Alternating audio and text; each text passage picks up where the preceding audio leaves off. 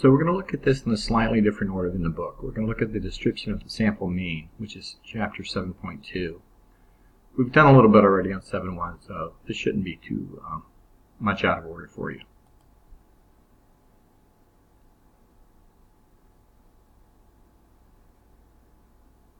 So inferential statistics, we want to infer something about the population based on statistics. For instance, what's the average or the mean income of individuals in the United States?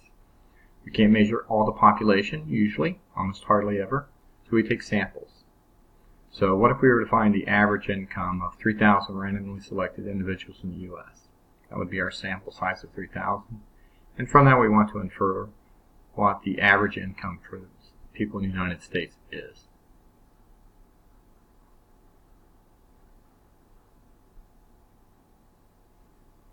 So the distribution of the sample mean itself is similar to what we did with the distribution of proportions class the other day with the little tabs we folded and put on the board. So we have a sample size of n, and here, instead of using a certain number of yeses and nos, he has a whole population where it's represented by exactly 6 ages, 18, 18, 19, 20, 20, and 21. He's going to take sample sizes of 2 here.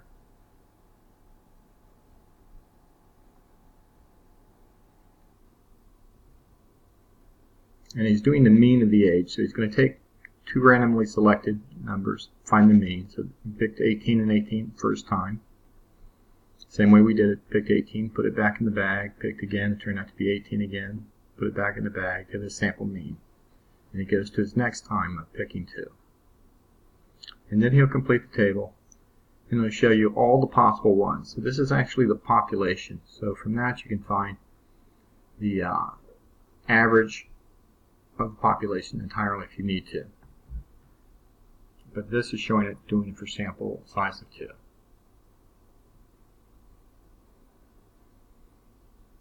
So he's listed them all here, and now what we're going to do is look at the distribution of them. So that means we're doing a frequency count. So for age 18, age 18 and a half, 19, whatever should occur, we'll see how many times that number occurred. 18 occurred once. 19 occurred the most times, so that's the mode. 19 occurred 4 times. And we can do a probability. So there were 15 times these things occurred. If it occurred once, it had a 1 in 15 probability, so that's not too hard to do. All that should add up to 1. So we've counted for everything that could happen. And what would happen if we made this into a histogram? There it is. Alright. And actually this is not simply a histogram. This is the probability distribution for what can happen. These are discrete phenomena. So they go up against each other, showing all the possible ones, and showing the average age for the population is 19.33. Notice the tallest bar is 19, but there are some almost as tall to the right. So the average is 19. It's actually pulled slightly to the right, 19.33. So the larger the sample sizes, the closer our sample mean should be to the population mean.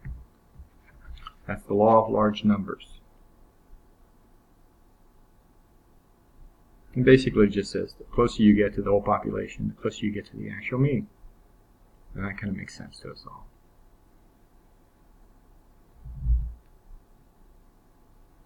So now we're going to look at the standard error of the mean.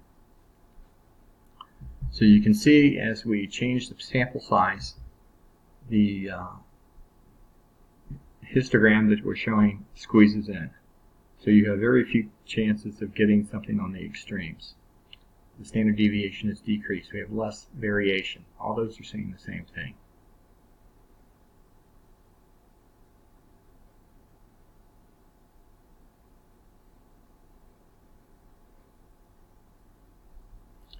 So it's also known as the standard error of the mean. Pause this, move the screen a little bit so you can see better. Okay.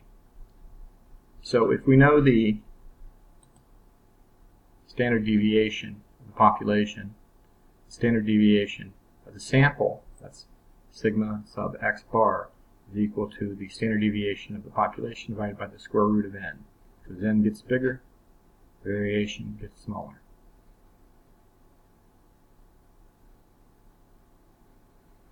And those are the terms that you need to know from here: inferential statistics, distribution of the sample mean, and standard error of the mean. I would go back and check that standard error of the mean to make sure I know it. I'll end the video here.